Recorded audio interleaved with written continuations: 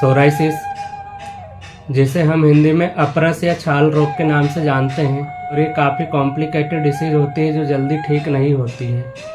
जिन मरीजों को ये बीमारी होती है वो ये धारणा बना लेते हैं कि ये बीमारी उनके जीवन के साथ ही जाएगी, जब उनकी मृत्यु होगी तभी ये बीमारी से उन्हें छुटकारा मिलेगा। दोस्तों, लेकिन ऐसा नहीं है। होम्योपैथी में इसका जड़ से इलाज है। दोस्तों, आज का टॉपिक है हमारा सोराइसिस। तो चलिए इसी पे आज हम पूरा आपको चर्चा करेंगे। सोराइसिस क्या होता है, क्यों होता है, किन कारणों से होता है, इसका मैनेजमेंट क्या है और इसका परमानेंट होम्योपैथिक इलाज क्या है। तो चलिए दोस्तों शुरू करते हैं आज का टॉपिक सोराइसिस।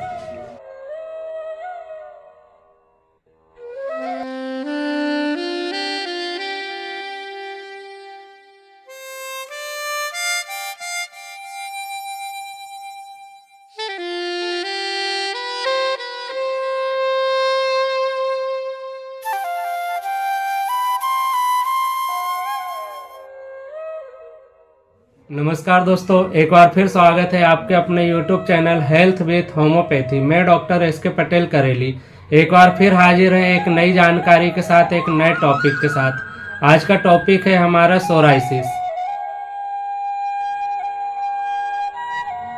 सोराइसिस, जिसे हिंदी में अपरस या छाल रोग के नाम से भी जाना जाता है।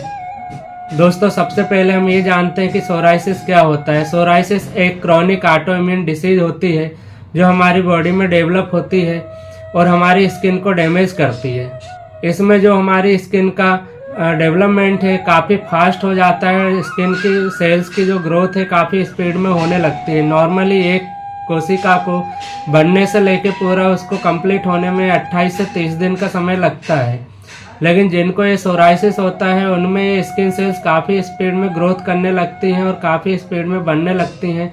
ये समय जो 28 से 30 दिन का होता है वो घट के 4 से 5 दिन का रह जाता है, जिसकी वजह से कोशिकाएं काफ़ी ग्रोथ करती है और हमारी स्किन में एक उभार टाइप का डेवलप होने लगता है, जिसमें रेडनेस आती है और ड्राई होके स्किन स्केल्स छोड़ती है, जिसमें कई बार इचिंग भी होती है। और जब वो स्केल्स निकलता है तो उसके नीचे स्किन रेड होती है और जब ज़्यादा प्रॉब्लम होती है तो कई बार उसमें ब्लीडिंग भी होने लगती है, क्रैक्स आने लगते हैं, जिसे हम सोराइसिस कहते हैं।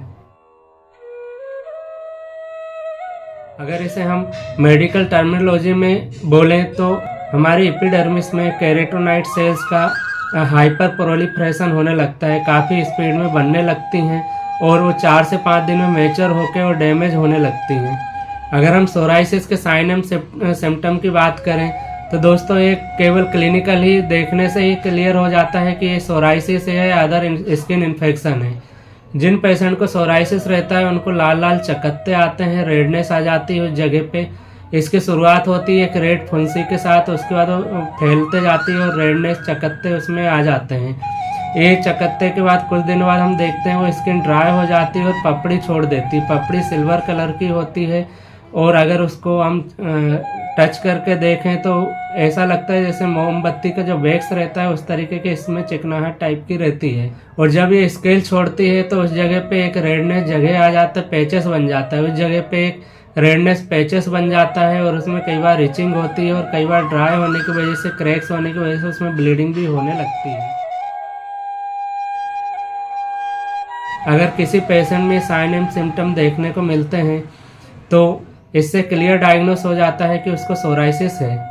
सोराइसिस की एक सबसे बड़ी खासियत है कि एक नॉन कंटामिनेटेड डिसीज है, एक से दूसरे को फैलने वाली डिसीज नहीं है। दोस्तों, अगर हम टाइप ऑफ सोराइसिस की बात करें तो ये 6 प्रकार का होता है। सबसे पहला होता है बल्गेरिस सोराइसिस या प्लेक सोराइसिस।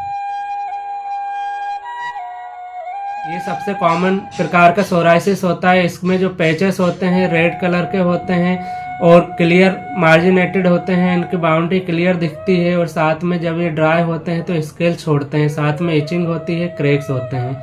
ये ज़्यादातर हमारे नी पर, कोहनियों पे और घुटनों के नीचे वाली जगह पे ज़्यादातर देखने को मिलते हैं। दूसरा टाइप इसका होता है गुटेड सोराइसिस।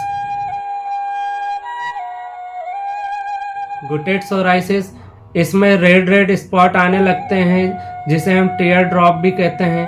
और जो हमारी स्किन पे ऐसे लाल लाल रंग के छोटे छोटे धब्बे आ जाते हैं, जिसे हम गुटेट सोराइसिस कहते हैं। तीसरा प्रकार आता है इसका पस्चुलर सोराइसिस। पस्चुलर सोराइसिस में जो इसके सोराइसिस के पैचेस होते हैं उनमें पस फॉर्म होने लगता है, और ये ज़्यादातर हमारे पाम में, हाथ में और सोल्स में, पैरों में देखने को मिलता है। अगला आता है इनवर्स सोराइसिस। इनवर्स सोराइसिस, ये सोराइसिस उन जगह पे होता है जो फोल्डिंग वाले एरिया होते हैं, जैसे कि हमारे अंडर आर्म्स हुए, लेडीज़ों में ब्रेस्ट के नीचे अंडर ब्रेस्ट वाली जगह पे हुए, थाइस के ग्राइंड रीजन में होना, एल्बो फोल्डिंग रीजन में होना, नी के बैक साइड में होना। इसके इनवर्स सोराइसिस की खासियत ये होता है कि इसमें पैचेस नहीं आते हैं, पूरी जगह रेड हो जाती है और एक चकत्ता, बड़ा चकत्ता इसमें बन जाता है, जो देखने में कहीं ना कहीं हमें फंगल इन्फेक्शन से रिलेटेड लगता है, लेकिन ये फंगल इन्फेक्शन नहीं होता है, सोराइसिस होता है। पांचवा प्रकार आता है एरिथ्रोडर्मिक सोराइसिस। एरिथ्रोडर्मिक सोराइसिस ये काफ़ी रेयर प्रकार का सोराइसिस होता है। ये काफ़ी बड़ा एरिया कवर करता है। मोस्टली ये हमारे चेस्ट में देखने को मिलता है और पूरा चेस्ट को ये कवर करता है, और इसमें इचिंग काफ़ी ज़्यादा होती है। छठवां प्रकार है नेल सोराइसिस। ये हमारे नाखूनों में हो जाता है। इसमें हमारे नाखून डैमेज होने लगते हैं, टूटने लगते हैं, थिक होने लगते हैं और अनइवन टाइप के दिखते हैं।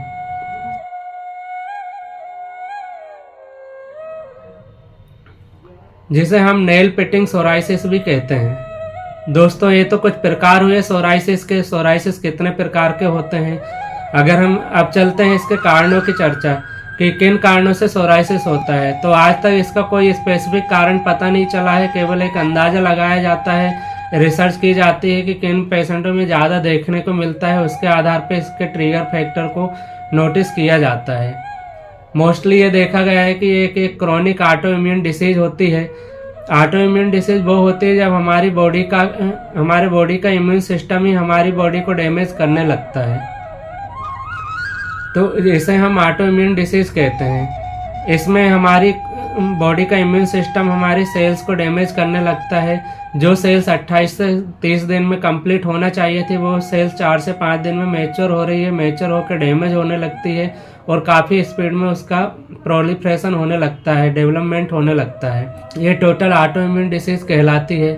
कुछ रिसर्च के दौरान कुछ कारणों का पता किया गया है कि जिन लोगों के यहाँ जेनेटिक्स देखा गया है कि फैमिली में हिस्ट्री रही है कि उनके यहाँ किसी फैमिली मेम्बर को सोराइसिस की प्रॉब्लम रही है, तो उनको मोस्टली चांसेस रहते हैं कि इन फ्यूचर उन्हें सोराइसिस हो सकता है। दूसरा कारण इसका मेडिसिन देखा गया है। जो लोग काफ़ी ज़्यादा मात्रा में एलोपैथिक मेडिसिन का यूज़ करते हैं, अननेसेसरी मेडिसिन लेते हैं, खासकर एंटी मलेरिया ड्रग्स जो लोग यूज़ करते हैं, बीटा ब्लॉकर्स जो यूज़ करते हैं, उन लोगों में भी सोराइसिस देखा गया है। अगला कारण इसमें स्किन ट्रॉमा भी इंक्लूड किया गया है। ये ज़्यादातर देखने को मिलता है जिन लोगों को स्किन में कोई इंजरी हुई हो, ट्रॉमा हुई हो, तो उस जगह पे सोराइसिस डेवलप हो जाता है। इसका स्ट्रेस से भी काफ़ी ज़्यादा रिलेशन रहता है। जो लोग ज़्यादा स्ट्रेस में रहते हैं, टेंशन में रहते हैं, परेशान रहते हैं, मेंटली वरी रहते हैं, उन लोगों में भी ये सोराइसिस का डेवलपमेंट देखा गया है। जिन लोगों को बार बार इन्फेक्शन होता है, बॉडी जरा जरा से इन्फेक्शन में रिएक्ट करती है, वीक होते जाती है, उन लोगों में भी सोराइसिस होने के चांसेस पूरे रहते हैं। इसका अगला कारण ओबेसिटी भी होता है। जो लोग काफ़ी मोटे होते हैं, ओवरवेट होते हैं, उनकी बॉडी फैट ज़्यादा होता है, तो उन लोगों को भी सोराइसिस होने के चांसेस काफ़ी ज़्यादा रहते हैं। कई तरह की बीमारी, खासकर एंडोक्राइन डिसऑर्डर जो होते हैं, जैसे कि हम थायराइड पेशेंट की बात करें तो इनमें भी मोस्टली चांसेस होते हैं सोराइसिस होने के। कुछ ट्रिगर फैक्टर होते हैं जो आपके सोराइसिस को बढ़ा सकते हैं, जैसे कि स्मोकिंग, एल्कोहलिक,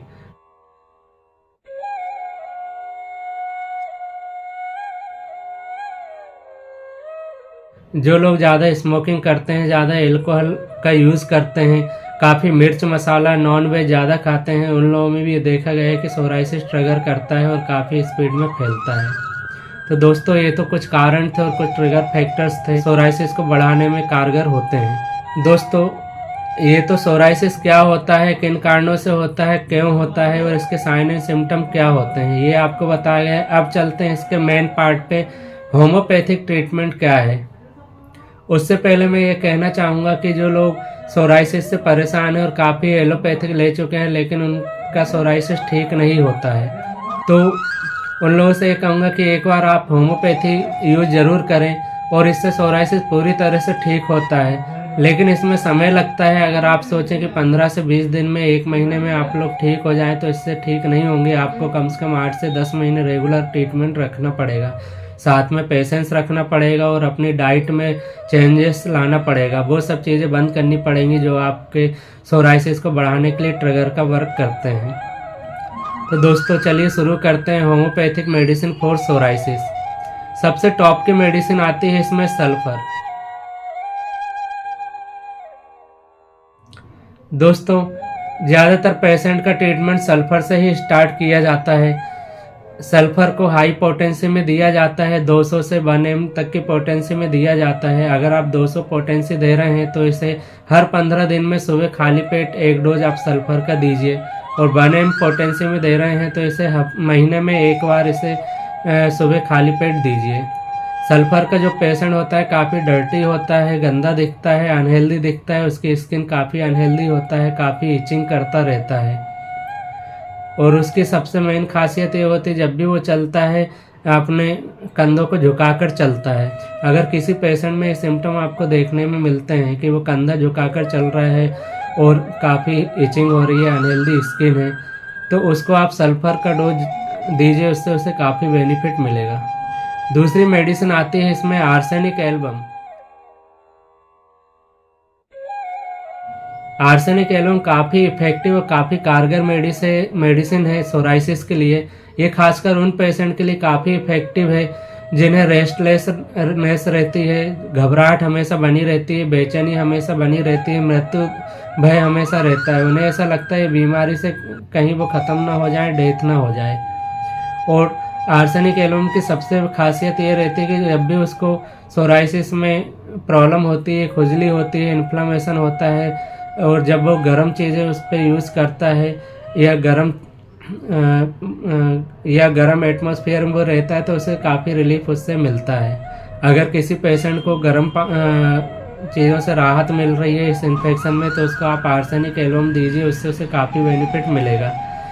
अगर हम इसकी डोज की बात करें तो इसको लोअर डोज से चालू करना चाहिए। आर्सेनिक एल्बम 30, 5 बूंद सुबह, 5 बूंद शाम को पेशेंट को टंग पे आप दीजिए। कुछ दिनों बाद जब आपको उसमें रिकवरी अच्छी मिलने लगे तो उसका डोज आप आर्सेनिक एल्बम 200 में देना चालू करें। इसको हफ्ते में 3 डोज आप रिपीट करिए और धीरे धीरे फिर ये डोज आप बंद करते जाइए जैसे पेशेंट को रिलीफ मिलता जाता है। इसकी अगली और काफ़ी इफेक्टिव मेडिसिन की बात करें, अगली मेडिसिन है हाइड्रोकोटाइल 30। हाइड्रोकोटाइल 30 ये काफ़ी इफेक्टिव और काफ़ी अच्छी मेडिसिन है सोराइसिस पेशेंट के लिए। इसका जो पेशेंट होता है इसमें काफ़ी सीवियर एक्सफोलिएशन पाया जाता है, स्किन में काफ़ी ज़्यादा परतें निकलती हैं, पूरा झड़ते रहती हैं परतें, और उनमें काफ़ी खुजली होती है, रेडनेस होती है। और हाइड्रोकोटाइल एक लीवर टॉनिक का भी वर्क करता है।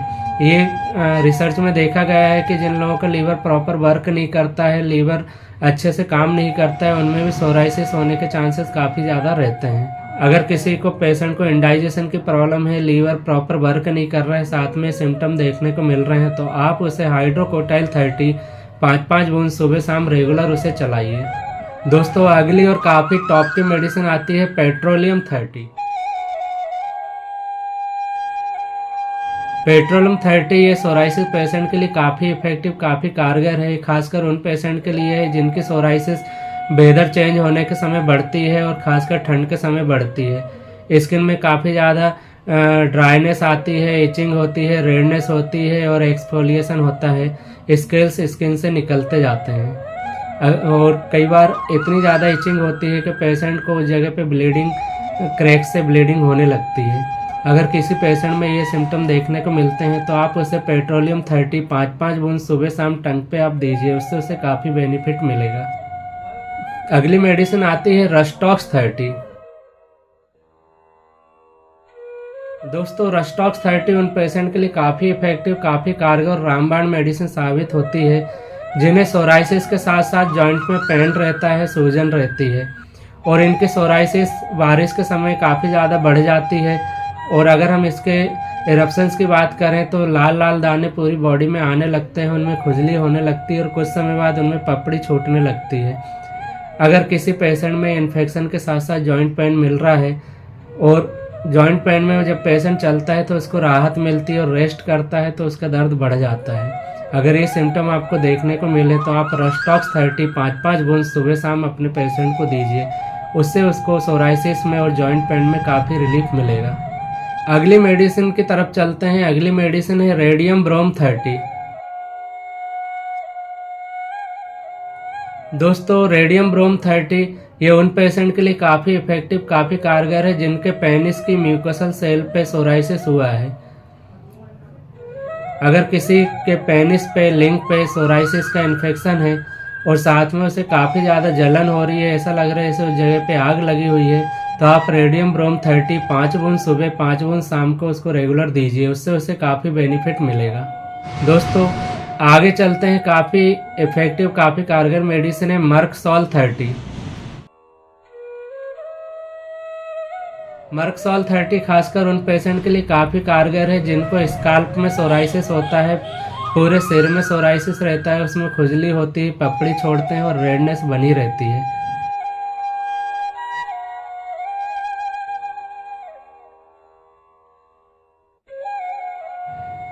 पेशेंट की प्रॉब्लम हमेशा नाइट के समय ही बढ़ती है। अगर किसी पेशेंट में सिम्टम देखने को मिलते हैं तो आप उन्हें मर्कसॉल 30 5 बूंद सुबह 5 बूंद शाम को रेगुलर चलाइए, इससे उन्हें काफ़ी बेनिफिट मिलेगा। दोस्तों अगली मेडिसिन आती है सीपिया 30।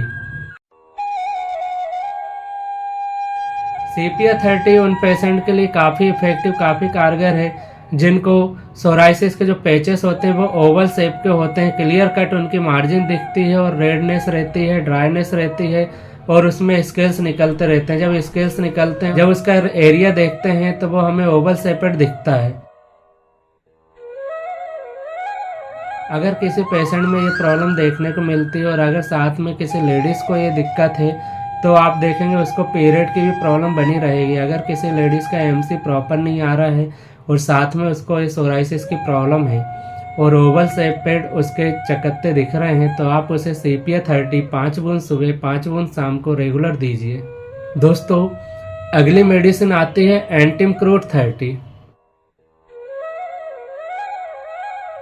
एंटिमक्रूट 30 उन पेशेंट के लिए काफ़ी इफेक्टिव, काफ़ी कारगर साबित होते हैं जिन्हें नेल सोराइसिस या नेल पिटिंग सोराइसिस की प्रॉब्लम है, जिनके नाखून में सोराइसिस का इन्फेक्शन बना हुआ है, नाखून जल्दी जल्दी टूट रहे हैं, ड्राई हो रहे हैं और उनका जो टेक्सचर है काफ़ी डिस्टर्ब हो रहा है।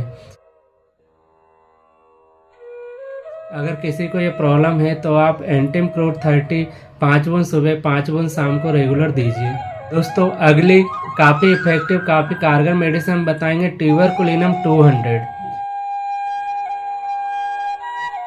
ट्यूबरकुलिनम 200 ये उन पेशेंट के लिए काफ़ी इफेक्टिव, काफ़ी कारगर है जिन्हें हम देखते हैं कि कई तरह के ट्रीटमेंट देने के बाद भी, कई तरह की मेडिसिन रिपीट करने के बाद भी उनकी ग्रोथ रुक गई है, रिकवरी जल्दी हो नहीं रही है और फास्ट नहीं हो रही, जो हमें रिजल्ट मिलना चाहिए वो नहीं मिल रहा है। अगर मेडिसिन देते देते कंटिन्यू अगर हमारी रिकवरी रुक जाती है तो उस समय आप ट्यूबरकुलिनम 200 का 1 डोज दीजिए और जब भी आप ये 1 डोज देंगे उसके 1 दिन पहले 1 दिन बाद तक पेशेंट को कोई भी मेडिसिन ना दें, तो आप देखेंगे कि आप जो ट्रीटमेंट चला रहे हो वो फिर से रफ्तार पकड़ लेगा और रिकवरी रेशो आपका बढ़ जाएगा। दोस्तों ये तो कुछ होम्योपैथिक मेडिसिन है जो आप पेशेंट को चलाइए सिम्टम के आधार पे। साथ में biochemic number 20 BC20 skin tablet, ये 6 गोली आधे कप गुनगुने पानी में दिन में 3 टाइम पेशेंट को दीजिए, इससे उसको काफ़ी राहत मिलेगी। दोस्तों ये तो सिम्टम के आधार पे, लक्षणों के आधार पे मेडिसिन है जो आप पेशेंट में सर्च करके उसको दे सकते हैं। फिर भी आपको मैं यही सलाह दूंगा कि अपने नियर के अच्छे होम्योपैथी डॉक्टर से आप मिलें और वो आपको जो सिम्टम लेगा, चेक करेगा, उसके बाद ही आप ट्रीटमेंट लें, तो वो आपके लिए ज़्यादा बढ़िया रहेगा और कारगर रहेगा।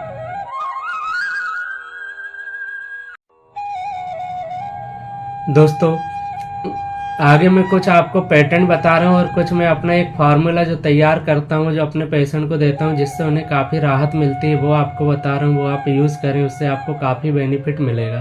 तो सबसे पहले आप 4 मेडिसिन का कॉम्बिनेशन तैयार करिएगा।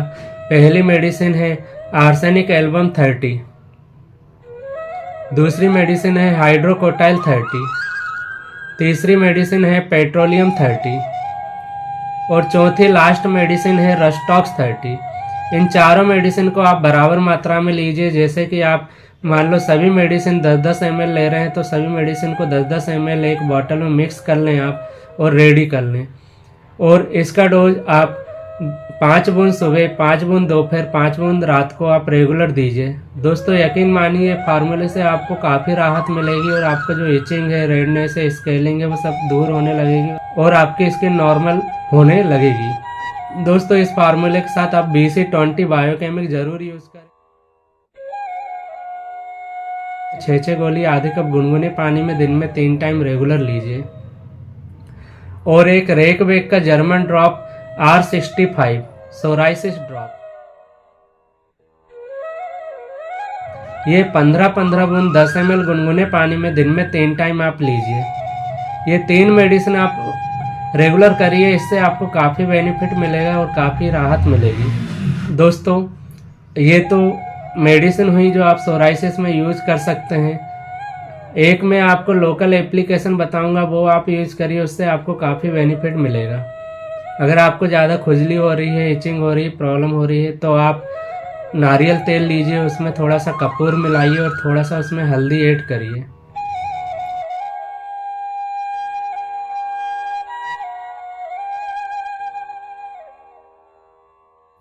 नारियल तेल, कपूर और हल्दी तीनों को मिक्स करके आप सुबह शाम अपने पैचेस पे लगाइए।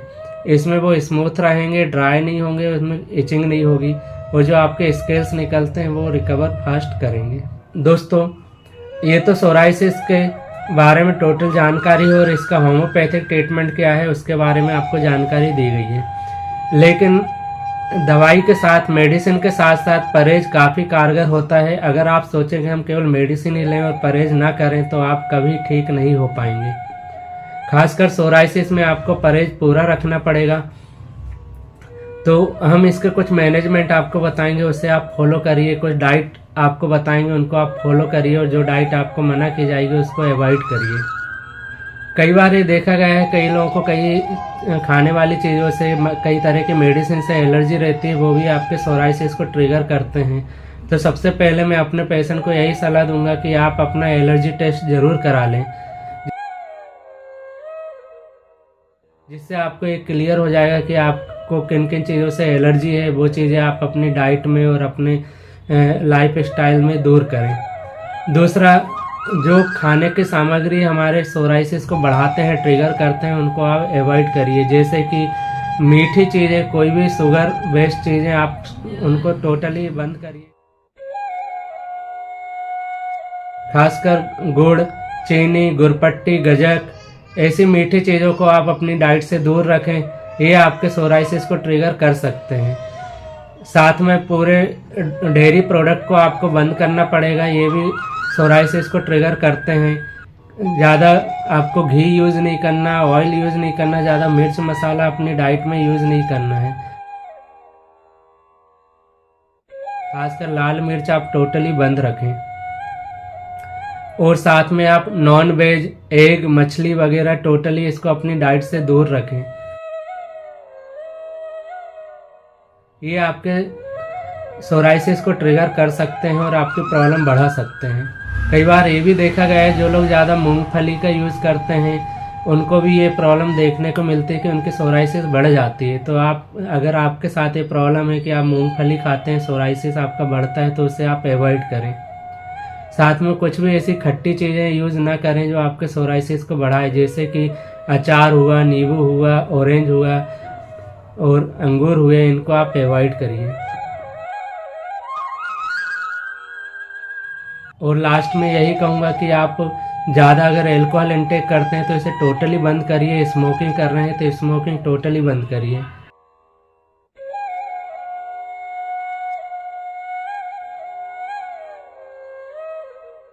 अगर ये चीज़ें आप बंद नहीं करेंगे तो आप सोराइसिस से निजात कभी नहीं पाएंगे। अगर हम कहें खाने के बाद खाने में क्या लें, तो आप सभी तरह के फ्रूट्स ले सकते हैं। खासकर वो फ्रूट्स अवॉइड करें जो सिट्रस होते हैं, खटाई होते हैं, जो आपके सोराइसिस को बढ़ा सकते हैं।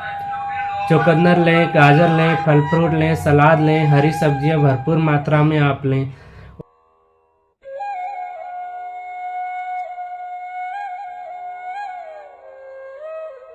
और वाटर इंटेक ज़्यादा रखें।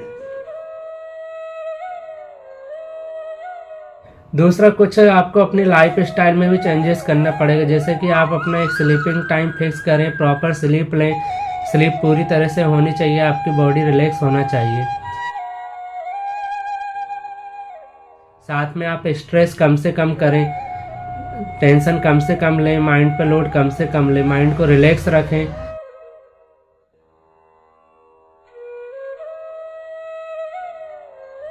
उससे आपको काफ़ी बेनिफिट मिलेगा। दोस्तों, ये भी देखा गया है जिन लोगों को कॉन्स्टिपेशन की शिकायत हमेशा बनी रहती है, उनमें भी ये प्रॉब्लम काफ़ी ज़्यादा देखी गई है। इसलिए मैं यही कहूँगा कि आप अपना पेट हमेशा साफ रखें और आप कॉन्स्टिपेशन की कंडीशन कभी डेवलप ना होने दें। इसके लिए आप नियमित व्यायाम करें, हरी सब्जियां सलाद भरपूर लें, मिर्च मसाला ऑयली स्पाइसी चीज़ें अवॉइड करें। दोस्तों, इसके लिए एक नेचुरल तरीका काफ़ी इफेक्टिव कारगर मेडिसिन है, टर्मरिक हल्दी। हल्दी का जो मेडिसिनल प्रॉपर्टी होती है, एक एंटी इन्फ्लेमेटरी, एंटी बैक्टीरियल और एंटीसेप्टिक का वर्क करती है, जो हमारी स्किन को स्मूथ और निरोगी रखने में काफ़ी कारगर होती है। इसलिए आप डेली सुबह उठ के 1 गिलास गुनगुने पानी में थोड़ा सा हल्दी डाल के आप हल्दी वाला पानी पिएं और रात को सोते समय हल्दी वाला दूध आप ज़रूर यूज़ करें। अपनी स्किन को हमेशा मॉइस्ट रखें, ड्राई होने से बचाएं। इसमें आप कोकोनट ऑयल में कपूर मिला के आप अपनी स्किन पे लगाइए, इससे आपको काफ़ी बेनिफिट मिलेगा। जिन लोगों को स्काल्प में सोराइसिस होता है, उन्हें नीम का ऑयल लगाने के लिए सलाह दी जाती है कि अपने स्काल्प में नीम ऑयल अप्लाई करें, या फिर सबसे इफेक्टिव कारगर ऑयल होता है भृंगराज ऑयल। भृंगराज ये हमारे बालों के लिए तो काफ़ी इफेक्टिव कारगर होता है, लेकिन हमारे स्काल्प सोराइसिस के लिए भी काफ़ी इफेक्टिव होता है।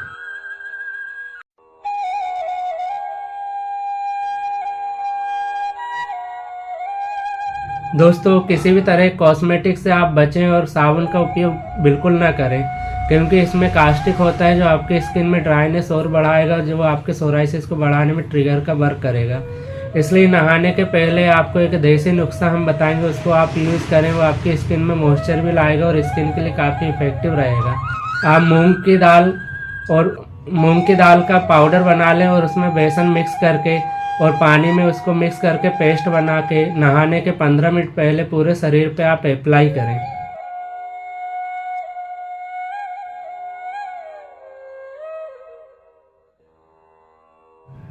और 15 मिनट बाद आप साधारण पानी से नहा लें। इससे आपकी स्किन स्मूथ रहेगी, मॉइस्चर बना रहेगा और हेल्दी रहेगी।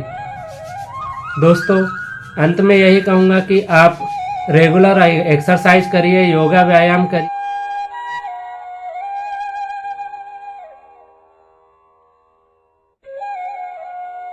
जो हमारी स्किन में ऑक्सीजन लेवल को बढ़ाते हैं और बॉडी को फिट करने में हमारी काफ़ी हेल्प करते हैं। साथ में अपनी डाइट में हरी सब्जियां सलाद भरपूर मात्रा में लें और ज़्यादा ऑयली स्पाइसी फास्ट फूड आप अवॉइड करिए।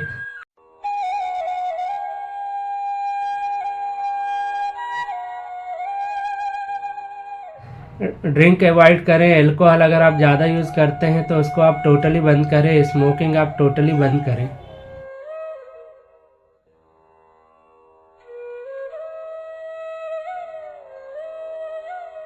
और भरपूर मात्रा में आप वाटर इंटेक रखें, जो आपकी स्किन को हमेशा हाइड्रेट रखेगा, मॉइस्चर बना के रखेगा।